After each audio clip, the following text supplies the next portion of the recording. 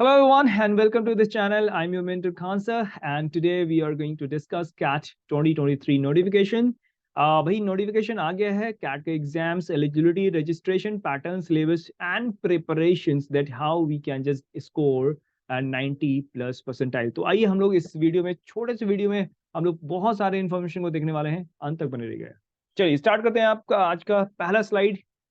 और यहाँ पर हमने दे रखा है कि एग्जाम्स के जो भी डेट्स हैं वहां पे जैसा कि आप देख पा रहे हो कि 4th week of July that would be the notification date, कि ये आपका नोटिफिकेशन डेट है।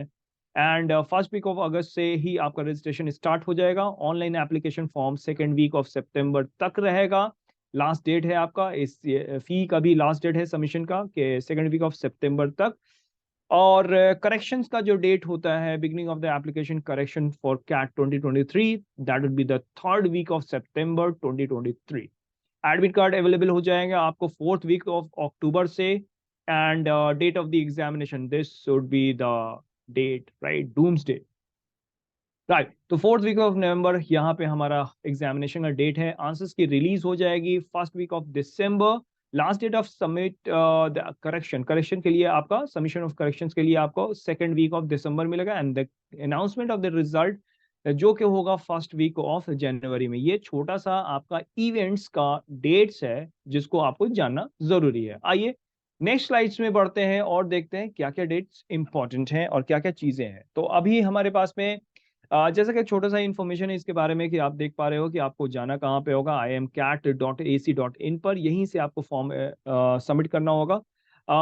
ये जो हमारी कंडक्टिंग अथॉरिटी है इंडियन इंस्टीट्यूट ऑफ मैनेजमेंट, इस बार लखनऊ, LUCKNW, लखनऊ लखनऊ करा रही है। दोस्तों लखनऊ का जो पैटर्न होता है और वो जो मोड ऑफ क्वेश्चन रखती है वो थोड़ा सा स्टेपनेस होता है, but that would be moderate to hard level हो सकते हैं, ठीक है। और उसमें क्यूए का भी अहम रोल रहेगा, क्वांटिटेटिव एबिलिटी का, क्योंकि उस लखनऊ में हमेशा देखा गया है कि लखनऊ जब भी सेट करती है तो वहां पे थोड़ी से क्यूए को स्टिफ रखती है, ठीक है। तो कोई दिक्कत नहीं है, जिन्होंने तैयारी की है उनके लिए चाहे वो टफ हो या फिर इजी कोई फर्क नहीं पड़ता है। सीबीटी कंप्यूटर बेस्ड मोड होगा। 2 घंटे की एग्जामिनेशन होगी, 40 मिनट ईच सेक्शन को मिलेगा। VARC and QA each section 23 minutes का होता है। किसके लिए? तो ये डिसेबल कैंडिडेट के लिए होते हैं। एंड मॉर्निंग स्लॉट जो होती है, first slot, second and third, हर दिन आई मीन जब भी आपका एग्जामिनेशन होगा 3 स्लॉट्स होते हैं। तो 8:30 से 10:30 बजे तक का एक स्लॉट हो सकता है, 12:30 से 2:30 बजे तक, एंड 4:30 से 6 बजे तक ये तीसरा स्लॉट होता है। 66 क्वेश्चन एज इट इज ये पूछे जाएंगे एंड 198 मार्क्स का होगा। 66 क्वेश्चन जैसे कि पहले अभी तक ट्रेन चली आ रही थी, होपफुली इस बार भी इतने क्वेश्चन पूछे जाएंगे। तो ये भी एक छोटा सा ब्रीफ इंफॉर्मेशन है कैट के रिगार्डिंग। आगे देखते हैं।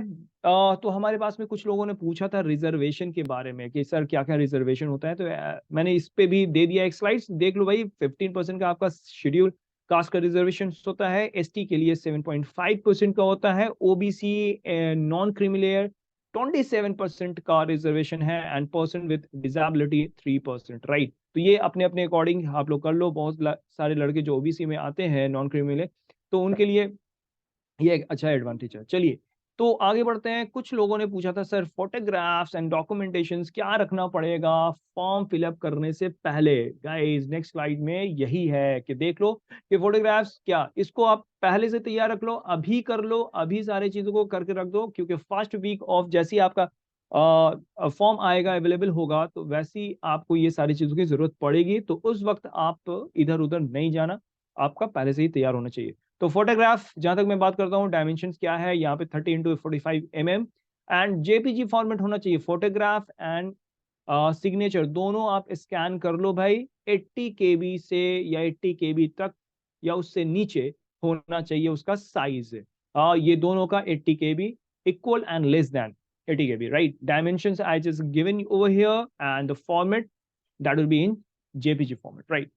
अब जितने भी सर्टिफिकेट है भाई आपका NBC sorry OBC and SC ST ये जितने भी सर्टिफिकेट स्कैन कर लो भाई। ये पीडीएफ में होना चाहिए एंड सेल्फ अटेस्टेड भी होना चाहिए।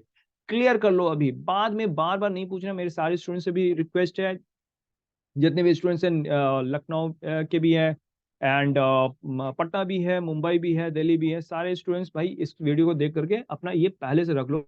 Eight the time of filling the form आप मुझे पूछोगे तो मैं बोलूंगा कि भाई जा करके उसको देख लो एक बार, ठीक है? अभी भी देख लेना। कितना केबी होना चाहिए? 200 केबी के बराबर या लेस देन 200, राइट? आपका सेल्फ अटेस्टेड ये भी सर्टिफिकेट होना चाहिए, एंड जो क्राइटेरिया के अंतर्गत आते हैं, एंड पीडीएफ फॉर्मेट होगा, एंड 200 से नीचे होना चाहिए या 200 तक।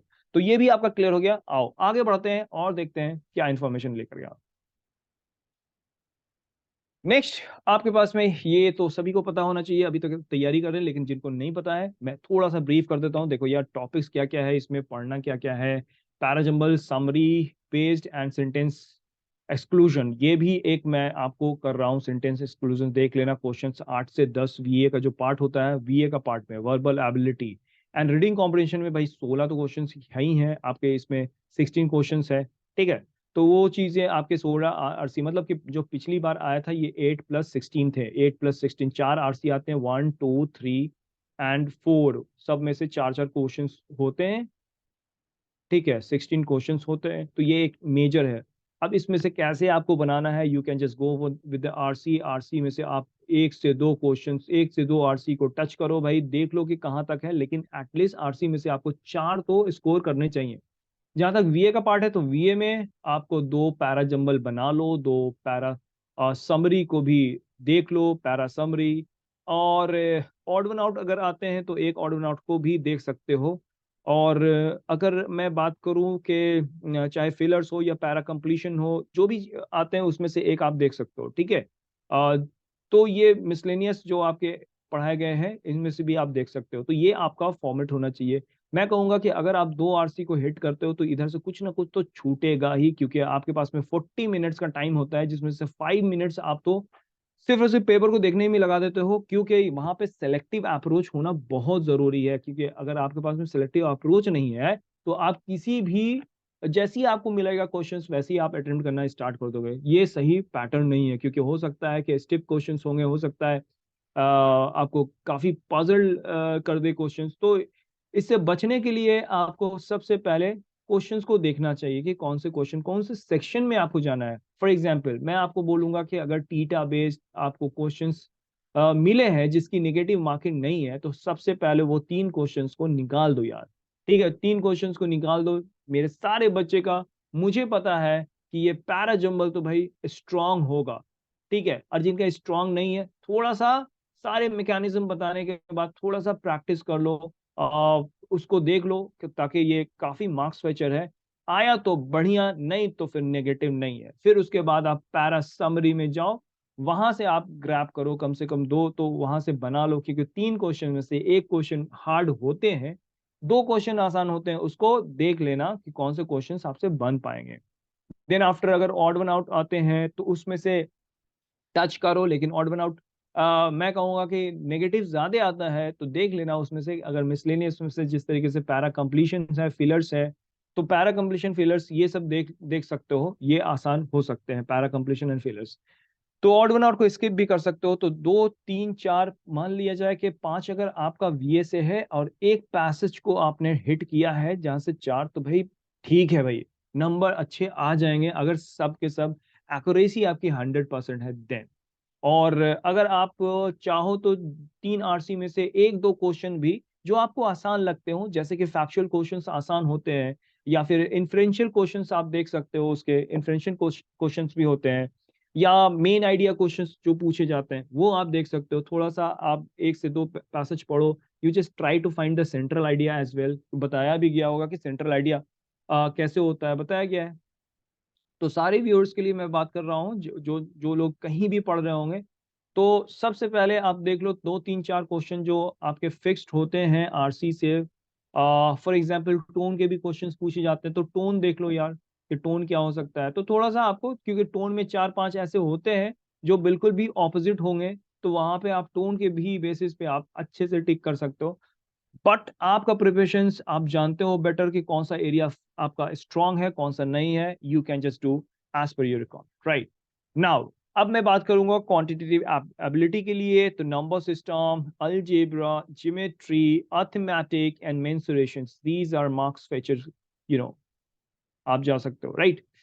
एंड डेटा इंटरप्रिटेशन से अगर मैं बात करूँ तो sitting arrangement and DI based reasonings जो होते हैं, एंड ग्रिड बेस्ड होते हैं, डीआई ग्राफ्स होते हैं, टेबल्स होते हैं, एंड कैसलेट्स, ये इंपॉर्टेंट चैप्टर्स हैं, you can just go with that all. तो आपकी तैयारी आपने जैसे भी की है, आई होप कि आपने अच्छी ही तैयारी किया होगा, बट दीज आर आपके ये सारे इंपॉर्टेंट जो चैप्टर्स एंड टॉपिक्स हैं, इनको आप मिस मत करो, ठीक है, इनको भी आप कर लो, हो सकता है कि इससे काफी ज्यादा किया होगा। चलिए आगे देखते हैं। अब मैं बात करता हूँ कि यार कुछ लोग अपने प्रिपरेशन में बुक्स को ज्यादा ही प्रेफरेंस दे रहे हैं, ठीक है, जैसे बहुत सारी बुक्स है। मैं डिनाई नहीं करूंगा कि हाँ बुक्स को प्रेफर नहीं किया जाए, किया जाए बिल्कुल, लेकिन आपका सेलेक्टिव होना चाहिए कि वो कौन सी बुक है जिसमें आप टाइम भी दो कम। ज्यादा से ज्यादा क्वेश्चन देने का कोई मतलब नहीं होता है बुक्स में, कम क्वेश्चंस हो लेकिन वो अलग अलग पैटर्न पे हो, क्योंकि अगर हम एक ही टाइप के क्वेश्चंस 20 भर दिए हैं तो बच्चे का उसमें टाइम जाता है, यहाँ पे आपके पास में ज्यादा टाइम नहीं है। प्रैक्टिस कीजिए, ऑब्वियस सी बात है। तो मैंने कुछ आप लोगों के लिए बुक्स, जैसे कि अगर बिगनर है, बिल्कुल भी बिगनर है, एनसीईआरटी को फॉलो कर सकता है। एंड देन आफ्टर आपके पास में आर एस अग्रवाल है, उससे थोड़ा सा मॉडरेट है, तो they can just start with R S Agrawal. And Arun Sharma की भी बुक आती है क्वांटिटेटिव एप्टीट्यूड के लिए, वो भी प्रेफर कर सकते हैं। एलआरडीआई के लिए भी आती है। ओसवाल बुक है जो कि कैट के लिए जो सॉल्व पेपर लेके चलता है, बट मैं कहूंगा कि इसमें से आप प्रैक्टिस के लिए क्यूए एंड एलआरडीआई कर सकते हैं, बट वीए के लिए आप अगर चाहोगे करने के लिए तो मैं कहूंगा that would B wasting of time. You know why?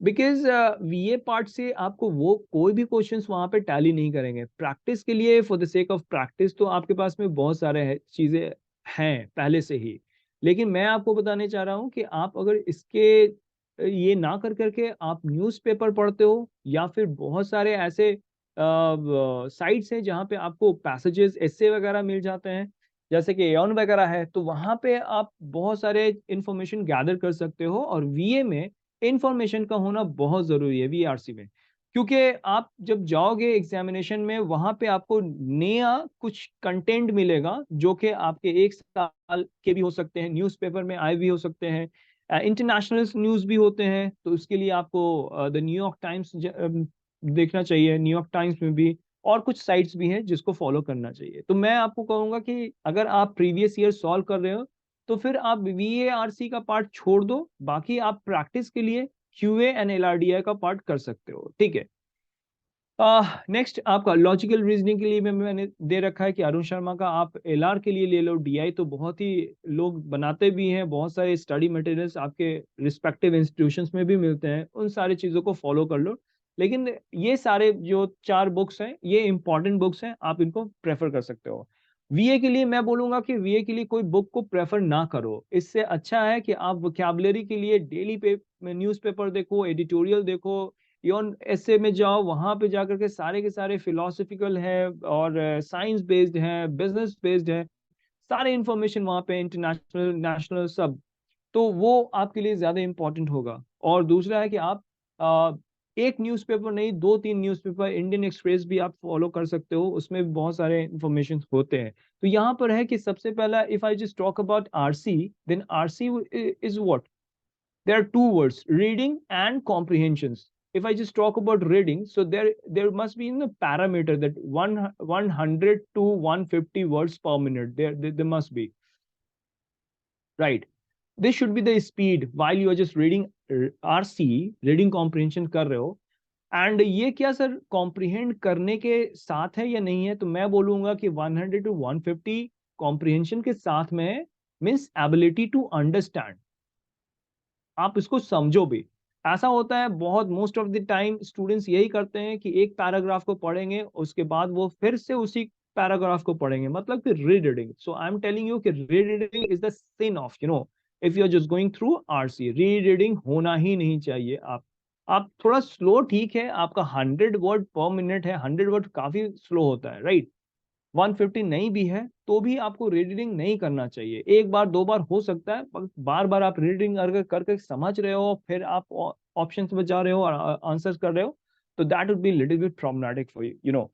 So now if I just say कि रिवीजन, रिवीजन क्या है, रिवीजन आप बिल्कुल भी करो। मेरा कहना यह है ना क्यूए का जो पार्ट है, क्यूए या एलआरडीआई आप देख रहे हो, या वीए का पार्ट है, आप क्यूए में जितने भी चैप्टर्स हैं, हर चैप्टर्स के पहला तो आपको सिलेक्ट कर लेना चाहिए भाई कि मेरे से ये 10 चैप्टर बन पाएंगे, बाकी के जितने चैप्टर्स हैं हमसे नहीं हो पाएगा। क्योंकि अगर प्री डिटरमाइंड हो कि मुझे इस चैप्टर से जो क्वेश्चन पूछा जा रहा है उससे अगर एग्जामिनेशन में भी आ गया तो मेरे को नहीं बनाना है, तो वहां इमोशनली अटैच्ड नहीं हो पाओगे क्वेश्चन से कि भाई मैंने तो इस पे काम किया था, अभी भी मैं देखता हूँ थोड़ा।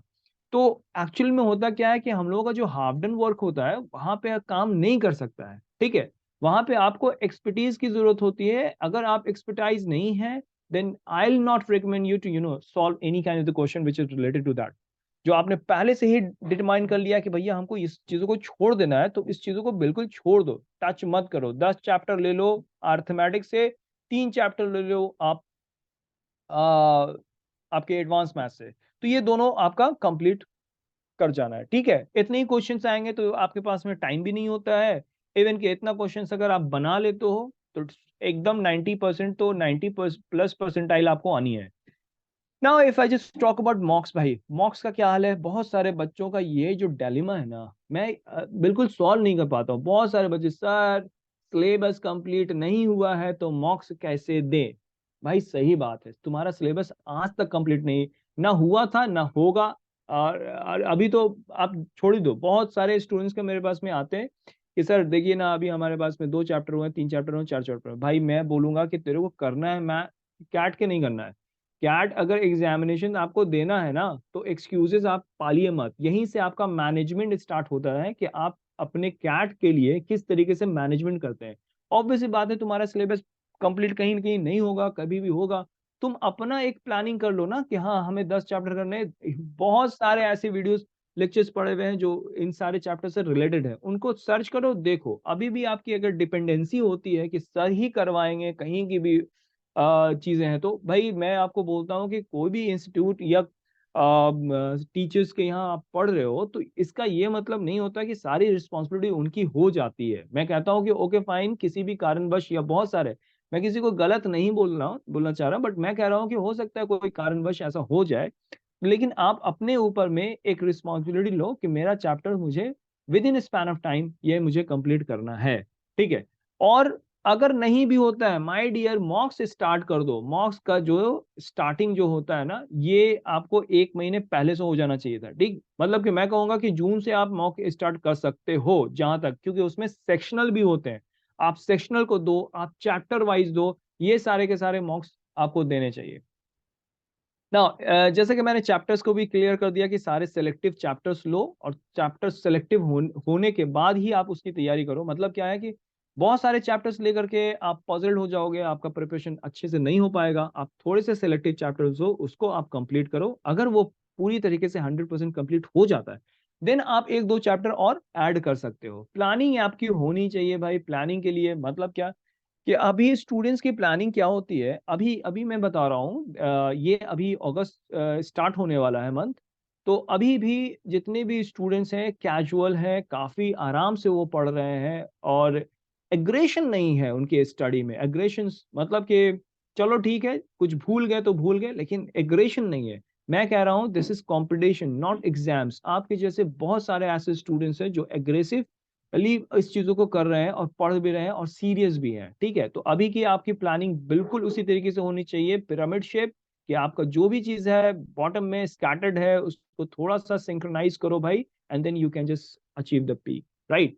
Now if I just talk about interview, interview का प्रॉब्लम क्या है। मैं बेसिकली बिहार यूपी के स्टूडेंट्स के लिए ये बात बोल रहा हूँ जिनका शौक है कैट निकालने का, ठीक है। उनका रिटन एग्जामिनेशन मैंने अपनी आंखों से देखा है कि 95 96 बच्चे लाने के बावजूद बावजूद भी वो इंटरव्यूज में डिस्क्वालीफाई हो रहे हैं। You know why? Because of the English language, right. so first of all you need to enhance your capability to do and to speak something, because English के बिना आप अगर सोच रहे हो कि मैं कैट कर लूंगा, तो थोड़ा सा टफ होगा दोस्त। कैसे? इसलिए क्योंकि आपका रीडिंग एबिलिटी भी देखी जाती है जब एग्जामिनेशन होता है। फिर कम्युनिकेशन भी देखा जाता है when you are just appearing you are going to appear in interview, and writing भी देखी जाती है जब आप वैट दे रहे होते हो, तो राइटिंग एबिलिटी टेस्ट। तो ये reading and speaking and writing, ये सारे एबिलिटी का चेक होता है कैट के एग्जामिनेशन में। So my dear students, this is my, recommendations for you, that if you are just working upon English language in 3 ways, then that would be very easy for you to crack CAT examination. But if you are just deprived of something from, like, communications or writing skills, so that would be a little bit problematic.